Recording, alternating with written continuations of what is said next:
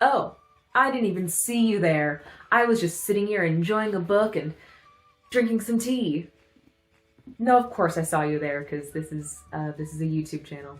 Hi, welcome back to my channel. My name is Megan, and sometimes I like to do silly things. And for the first time, if you watched my video from last week or whatever, for the first time in a long time, I've been reading a lot of books. And so I wanted to welcome you to this little space, which I'm calling Book Talk. No one's called anything that before, right? Anyways, yeah, I haven't really been a book reader since college, except for technically 2024, which when I started rereading a lot of books, and then I made a big goal of mine in 2025 to read at least 3 books, and I did that. So I just wanted to review the books that I read and talk about them. So we are going to start off with the book that I read in January. So grab a mug of tea, grab some coffee, grab any sort of drink that you'd like to, cozy on up, and join me in my little cozy corner for book talk. Wouldn't it be cute if there's a little jingle right there? The tea I'm drinking it's called Wonderberry. It is like a berry herbal tea. It's from a local little tea shop here, and it's very, very good. What the fuck? Okay, so like I said, this was sort of just the first book that I decided to get. There were no recommendations. It was just sitting on the shelf as an October reads suggestion because it's a horror book. And I figured that seems like fun. And there's a YouTuber I follow that does a lot of Final Girl stuff. So I was like, oh, that's so thematic. This will be great for October. And then it really kind of hit about 75% of the way through the book. I mean, there was sprinkling throughout, but it really was like, oh, this is written by a dude. Because she started doing things that were truly so baffling. And then it was like, I don't know what you're trying to tell in the story here. And it really just kind of felt like it was losing me. And here's the thing. This book was so good up until it wasn't. Because it was done from a point of view where it kept going back and forth between like the night where everything happened and current present day. And it was like, oh, I know shit goes down at like, I don't know, midnight or whatever it was. And you kept seeing like, oh, now it's 9:30. Ooh, now it's 10:30. Now it's 10:45. Ooh, we're getting closer and closer. Now, I was devouring this book. And that was an awesome feeling because, like I just said, I haven't read any books since college, which is like a decade. The ending, skip ahead like 10 seconds. The cop was both the bad guy and the good guy.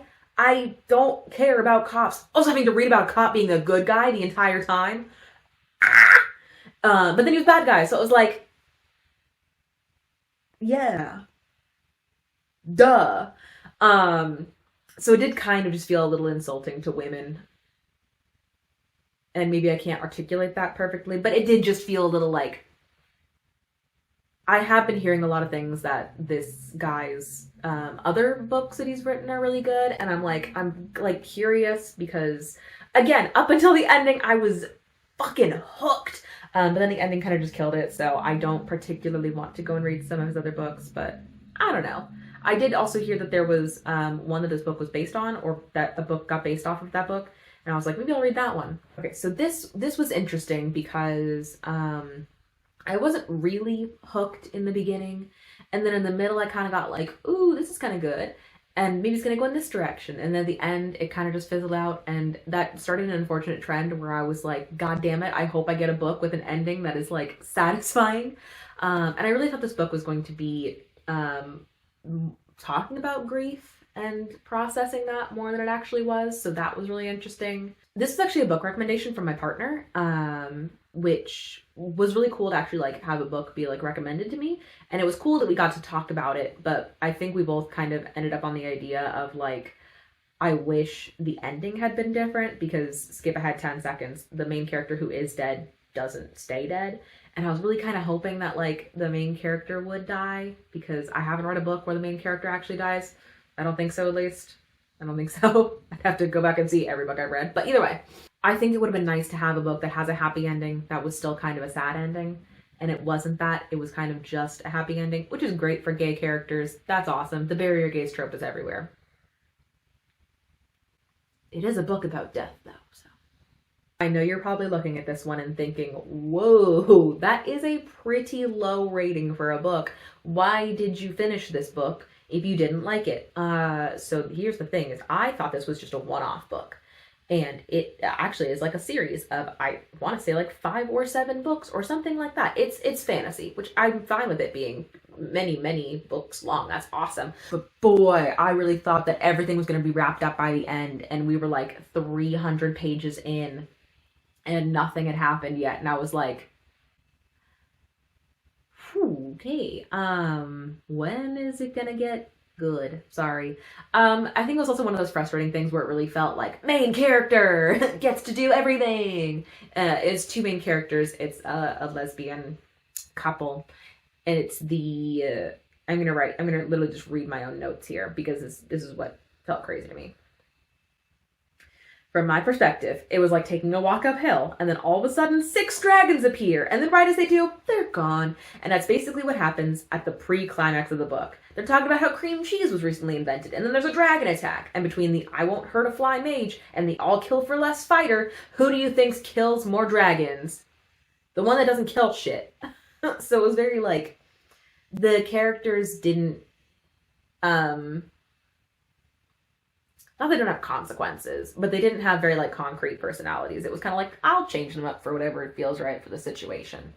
I think a lot of my frustrations really kind of boil down to, you could have let this part breathe a little more and spend more time in them than you did with other parts, because like the big climax is kind of just like, don't worry about it, which is like really frustrating because I wanted to see like a big dramatic climax. And again, this is the first book in a series, so maybe the rest of the series is good, but I simply will not be reading it. But if you like high fantasy novels and you know you're going in for a long run, probably really good. Now, of course, this isn't my first time reading The Hunger Games. I mean, I read them like when they were first coming out, and I was like in middle school, and I reread them in high school. And I have always said that this is my favorite book series. I think they're really great.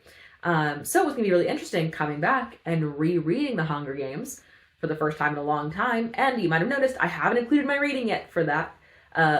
So you're probably wondering, Megan, do you still think The Hunger Games is your favorite book series?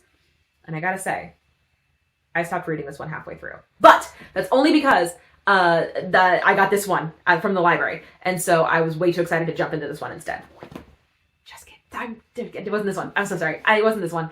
I got Ballad of Songbirds and Snakes from my coworker, and so I stopped reading Hunger Games because I knew that I could come back to the Hunger Games because it's fine. It'll be there for me.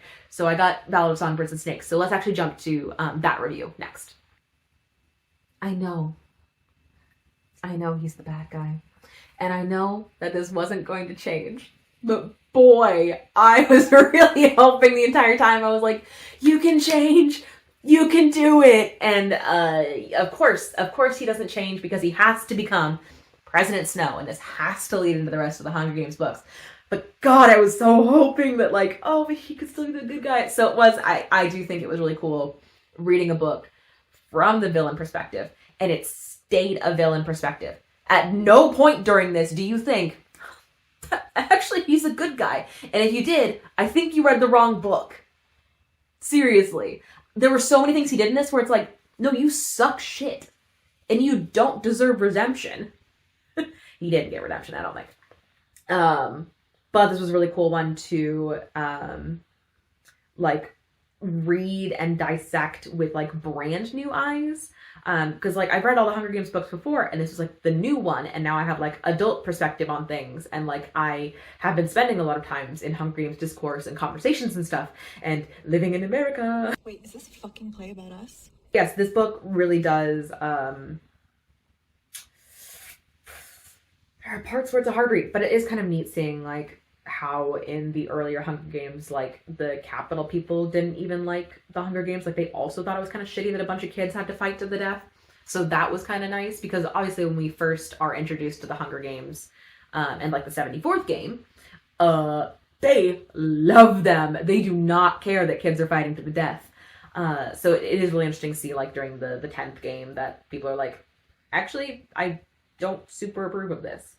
I do kind of wish that they had split this into 2 movies because I even wrote down the numbers down here in my notes that Mockingjay got 2 movies and that only had 390 pages, and this book has over 500 pages. I think it just got really sped up with trying to figure out like the whole Lucy Gray thing in the second half, which is kind of got brushed over a little bit. So yeah. I think that it just needed a little more. It needed a little more. I don't know. I think that's more of a complaint about the movie, though. I think that is more a complaint about the movie, less than the books.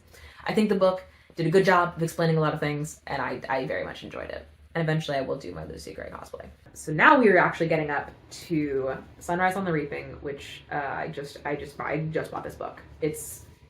I have not read this specific copy. That was a goof in the beginning. But I got it because, I mean, this is truly so beautiful. Is this my favorite Hunger Games book? I don't know if I could actually rank them all, but I did really enjoy this one. And again, how can I? This is my whole aesthetic. This is everything to me. So I needed to get this book to have in my collection. I'm trying to grow my book collection. But anyways, to my review. I think that I could sum up this book in just one word, but I am going to save that word for the end. I think it was really cool getting to see this story with a bunch of characters that we'd heard about, and part of the game we knew about from, I think it was mentioned in Catching Fire. Catching Fire was the second one. We get a little tidbit of Haymitch's games during Catching Fire, and so we know a little bit of the things that are happening, and obviously we know Haymitch makes it out alive. It was very cool reading about the tributes from that time period, and I did get confused for a second because I had just read the one from the 10th games, and I was like, man, all these characters are a lot older than I thought they were. And it's not that they're a lot older, it's just that I got confused. And I wasn't doing math from 74 minus 10, I was doing 74 minus 50, which means all the characters were just 24 years younger than when we originally meet them. I was thinking they were like 60 years younger. So, listen, sometimes you just don't think, you just read. No one does that. I did have to have the Hunger Games wiki pulled up the entire time because they'd mention a character, and it was definitely one of those you know who this is, and I would be like, I don't remember who that is. And so I had to keep cross-referencing. And then it reminds me, my mom keeps a piece of paper as her bookmark. That is just all the characters' names she writes down in there. So she keeps track that way. And I think that would have been very helpful for me because I did, especially with so many characters in this book, I started forgetting who the fuck I was reading about. But yeah, it was really cool getting to hear Haymitch's story. And like I promised, my one-word review for this book is just ouch. Okay, I had to take a brief break there to make sure I had storage. So hopefully everything still looks the same. I'm so sorry I woke you up, baby girl. Okay, so I read this book in one sitting on the train back from New York City, which if you haven't watched that vlog, go ahead and watch that one too. And I do wish that I had done, like I said, my mom's trick of writing out characters on a piece of paper because I think I got very confused of which character was who, and that's on me. I think I was also just trying to get through it as fast as possible because I really wanted to read it all on the book, all on the train for some reason.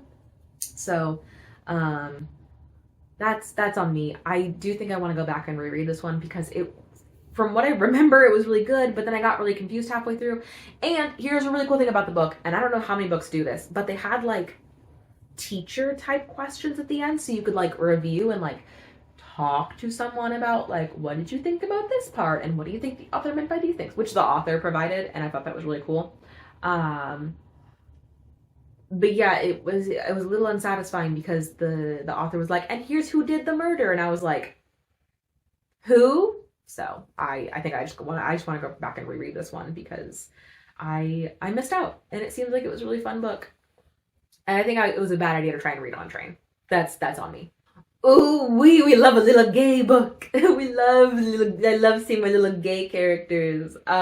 This was so fun. It was so camp, and I'm like, that's exactly what I think a drag queen would have done. Because the book's written by drag queen. It's about drag queens, and so it's very in the know kind of situation. And it definitely is one of those books where once you think you figure out who the murderer is and you're only halfway through the book, you did not solve it, and that's so exciting. So there were a few times where it was oh, I think I know it, and it was oh, there's definitely no way it's this person. Can't be. Still got 100 pages left. So it left off on a bit of a cliffhanger, but I'm okay with a little bit of a cliffhanger because apparently the next book in the series is going to be coming out next month. So that's awesome. And this was a book that I was giving as recommendations to people because I'm Okay, one, a lot of my friends are gay. Awesome. They're gonna love this book, and they love little murder mysteries. I don't know. I think that's fun. I think another thing too is like I'd mentioned in my last review, I couldn't solve who the murderer was. I'm also not very good at solving murder mystery books, and I read enough of them this year where you'd think at some point I'd get good at this. But I think there were enough clues along the way in the book that theoretically you could probably solve it. I have no idea though, because I didn't. So the first book that I read, a lot of people had talked about that this was the book that was inspired by it, or it inspired the other one. I forget which direction that goes, but everyone was saying that this is the better one because they're both about final girls. And I was like, okay, yeah, like I'll try it again because I wasn't that satisfied with the first one. So maybe this one, the one that's apparently better, is going to be better. And it was, in a sense, better, and also in other ways horribly worse. Because there were some parts where like, and again, written by a male author, he really leaned into like brutal descriptions of what happened to these women, and it was like, hey, there's a lot of violence against women already. I don't know if I want to be reading it from you. And it also didn't really seem to add anything to the plot. Like, I feel like if you're going to be graphically describing how someone's getting murdered or wants to murder somebody, it should have a point rather than just kind of like, this is going to be really, this is nasty. But like, if you want to get nasty hearing about gross things like that, do that somewhere else. It did just feel, and it might be me projecting, reading into something else, but it felt a little fetishy. Because then there's also like, oh, but I don't want to tell you this even more gruesome thing. And it's like, well, now you've piqued my interest, and I hate you for that, because I didn't like reading the first part of it. But you can't say, here's this nasty thing, but there's a worse thing. There's a worse thing I don't want to tell you about. You're a bitch for that. And I'm so sorry. I was like, that was really aggressive. I don't know. But it was just like, dude, what line are you not going to cross? Like, that then makes me nervous that I'm supporting you by reading this. If there's some line you're not going to cross, I don't know. I don't know what I'm saying anymore. It was good, but it was also like, that's why I don't watch that kind of horror movies. But it was a good book for the Halloween season. So, you know, this was another great book for the Halloween season, because it's all about, that's the vibes. And I think it was also only set over like a total of 3 days, like right before Halloween and like the day after kind of thing, or, in Hispanic culture, Dia de los Muertos. And I'm so sorry for my pronunciation. Look at me. I'm so white. But it was very cool, like reading about like some of the like whimsy and historical facts about the culture and the celebrations and things, which I feel like might be a little frustrating to somebody who is of that culture, being like, yeah, I know what that is. But for me, who didn't know what these things was, it was nice to have like the Spanish word and like 2 sentences later, like explaining what they meant when they said those things. I was like, oh, I understand. I did have my like translating app open on my phone as I was reading the book. The grandmother would say things and then they wouldn't say what grandma said, and so I would just go on my little translating app and see. Or like a character would like swear and they're like, oh, you can't say those things. And I was like, well, I've got to find out what they're saying. So even if you're not part of the culture, which I obviously am not, you can still enjoy it. It was still really fun and enjoyable. And it did make me very hungry for just so much food. Like every 20 pages it was like, here's another description of some food we're eating, and I was like, God, I'm so hungry. And I was reading this book at work too, so it was like, I guess I'll just eat my leftover soup that I brought. But dang, I want tamales. I do think that I also read the other 2 Hunger Games books. I don't know why I didn't put them in here, but like I'm pretty sure that I read both of those immediately back to back after reading the first one. I did finish the first Hunger Games book too, but I don't know why I didn't include that. But anyways, I read 10 books this year! Plus 2 more that I also didn't have time to include in this video. But yeah, I think it was almost 4,000 pages, and that's how I spent a lot of my free time. And I think it was really great to get off of my phone and stop just, the doom scrolling of living in America right now. Also, it's really great to go and support your local library. My local library has a thing where like if you want to get a book and it's not at that library, they'll actually intershare with each other because they're all kind of connected. But yeah, support your local library. Get a library card. They don't just do books. Some libraries also do like games, video games, movies. You can get like audiobooks to them as well. So just get a library card. Even if you don't use it, it helps support the library. And then also you get to have a fucking weapon in your bag. What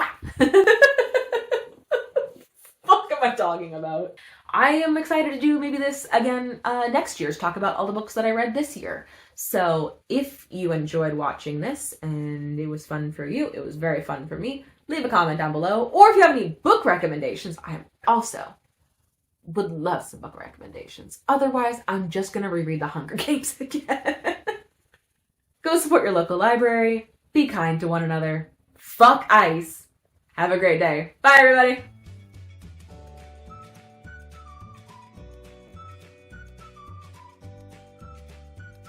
Did you know that the entire time my lord has been right there? It's hard to see her, but there she is. She's right there. She's asleep. Hi. You awake? Do you wanna? Hello. Mother, do you wanna say anything to your adoring fans? Aww. Okay. Okay. And with that, bye.